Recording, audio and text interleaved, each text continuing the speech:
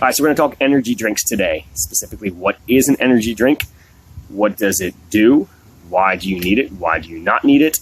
Are there better options? And we'll go through what people typically think of as energy drinks and what actually is an energy drink by definition, as we cover 4 different options of things you could drink before your workout. So let's start with what you typically think of as an energy drink, and that would be an actual energy drink. This is Bang.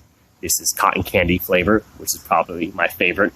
Obviously not a natural choice, but it's not bad for you if you're drinking it in moderation. I would say probably don't drink this every single day, every single workout, because you should be able to get through a workout without pumping 300 milligrams of caffeine into your system.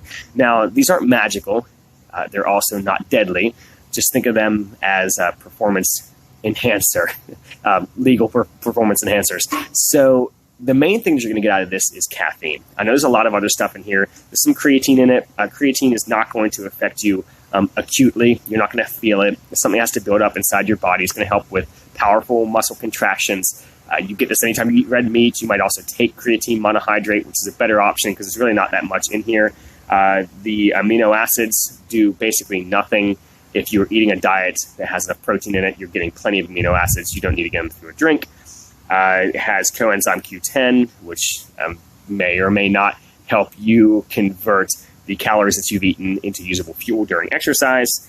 And it tastes delicious because it's cotton candy flavored. So the main thing is they taste good for some of us who like them, and there's a lot of caffeine in it, as you can tell by how fast I'm talking, and this is empty. So this you can become too dependent on. Because if you're tired because of a lack of sleep or a bunch of other issues that I'll talk about when I pull up the other energy drinks, you're going to mask that by drinking a delicious energy drink. And it's going to cover up the fact that you didn't sleep well enough. You're not going to recover well from your workouts. Your diet might be poor, and that's why you're not having good enough energy for your workouts. So consider this is kind of like a dessert, right? It's not something that your body needs. It's nice to have. They taste good.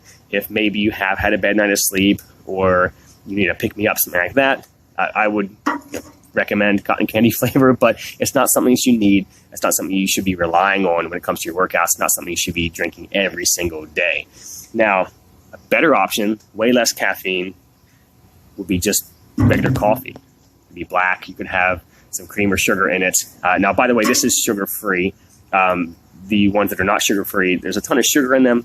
Sugar's not terribly bad for you. It's just a source of empty calories. So if you're trying to watch your weight, don't drink your calories.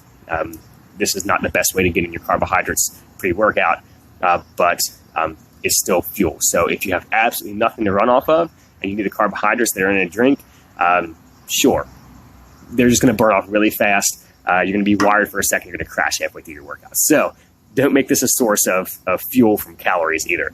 Now, with your coffee here, be black, can have cream, sugar, whatever you want in it. It's going to be probably a lot less caffeine because this has more than 2 cups of coffee in it. This will be maybe 1 or 2 cups, depending on how much you put in here. Same magical ingredient as the energy drink. It's just caffeine. There's not all the other stuff in it.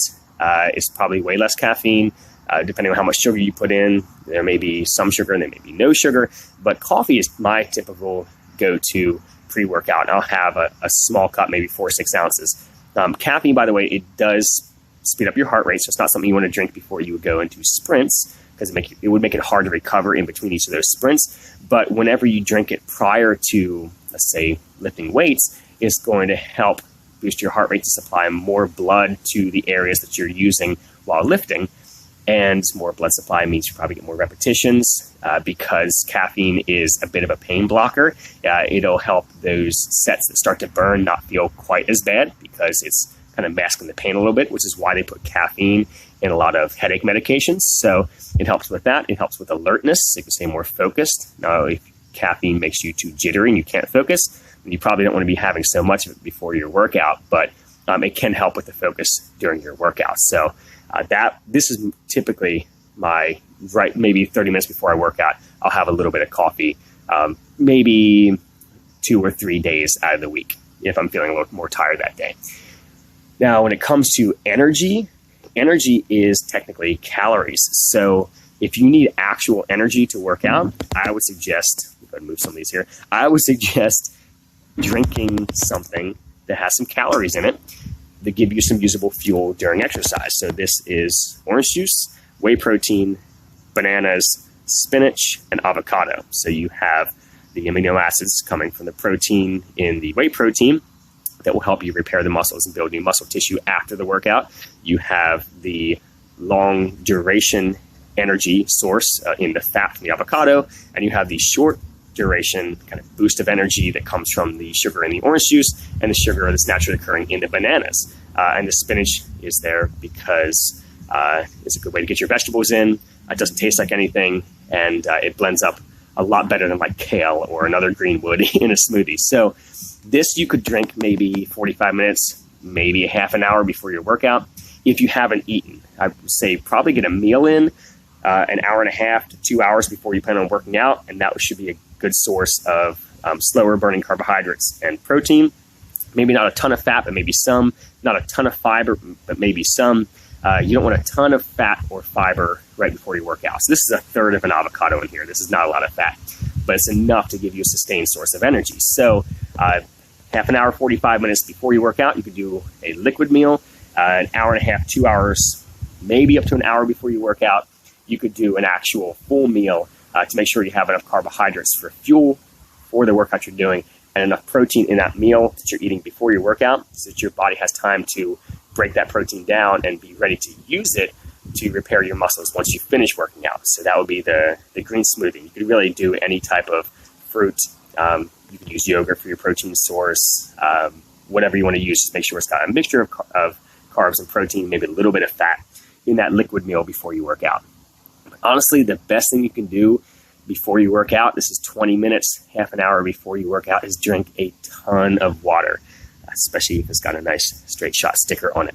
So you have to be properly hydrated to have maximum alertness and good endurance during your exercise and be able to produce powerful muscle contractions to move large loads. So this is what's going to have you power through the workouts even more so than the other stuff. You could drink all of the Bang energies and coffee you want to, but if you're not properly hydrated, you're still going to feel like a turd during your workouts. So make sure you're hydrated first. That's probably the biggest thing when people go for energy drinks because they're feeling sluggish. A lot of times that's just dehydration in disguise.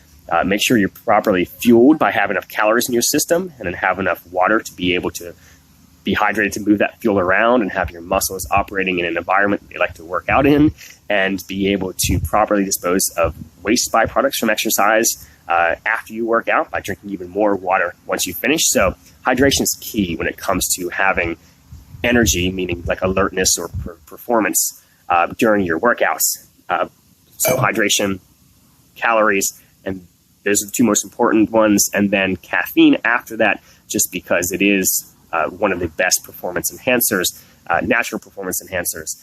It's just where you get your caffeine from that would make the big difference if you're trying to reduce your calories. Because if you're drinking a caffeinated beverage that has a lot of sugar in it, like a soda or a sugary energy drink, you're adding a lot of extra calories in your diet that you don't need. So when it comes to artificial sweeteners, you know, it's one of those things kind of up to you if you don't believe in them or if you think that they're harmful. They're one of those things that's just do it in moderation. No one should be drinking a ton of artificial sweeteners, but I don't think that they are evil and they're going to give you, cancer from drinking a Bang energy drink, once or twice a week. It's just there's a lot better options for you. Plus, coffee is way cheaper than energy drinks. So if you need the caffeine, go with coffee. So remember to hydrate. Make sure you have enough calories going into your workout. And if you need a little boost, go for some coffee. Then after that, if you have the money for it, and if you have the calories for it, if it's going to be a sugary drink, or just make it sugar-free, then go for the energy drink. Last thing I'm going to mention, this goes way before you do all of those pre-workout beverages, is you've got to sleep. 7 to 8 hours is a minimum if you are working out, even if you're not working out, but especially if you're trying to work out hard for strength gains or to lose body fat or gain muscle, anything you're trying to do in the gym, you have to be recovering well, and you do that through sleep. You can't drink anything to help you recover, like like sleep helps you recover. So 7 to 8 hours a night sets you up for a good training day. Make sure you're hydrated, eat enough food, and caffeinate as needed.